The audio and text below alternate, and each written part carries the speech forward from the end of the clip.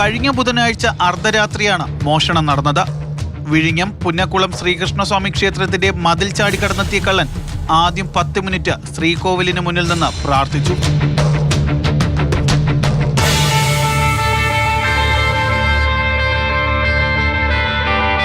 ശേഷം കാണിക്കാവഞ്ചിയും ശ്രീകോവിലിന് മുന്നിൽ വച്ചിരുന്ന പണമടങ്ങിയ സംഭാവന പെട്ടിയും കവർന്ന ശേഷം ഇയാൾ രക്ഷപ്പെട്ടു. ചെയ്യാൻ പോകുന്ന പ്രവൃത്തിക്ക് മുന്നേ വേണ്ടുവോളം കള്ളൻ പ്രാർത്ഥിച്ചുവെങ്കിലും കള്ളനെ CCTV ചതിച്ചു. മുഖം പോലും മറയ്ക്കാതെ എത്തിയ കള്ളന്റെ മുഖം ക്യാമറയിൽ പൂർണ്ണമായി പതിഞ്ഞു.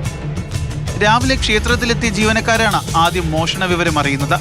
തുടർന്നിവർ ക്ഷേത്ര ഭാരവാഹികളെ വിവരമറിയിച്ചു. ഇവർ നൽകിയ പരാതിയിന്മേൽ വിഴിഞ്ഞം പോലീസ് കേസെടുത്ത് അന്വേഷണം ആരംഭിച്ചു. പ്രതിയെക്കുറിച്ച് സൂചന കിട്ടിയതായാണ് ലഭിക്കുന്ന വിവരം.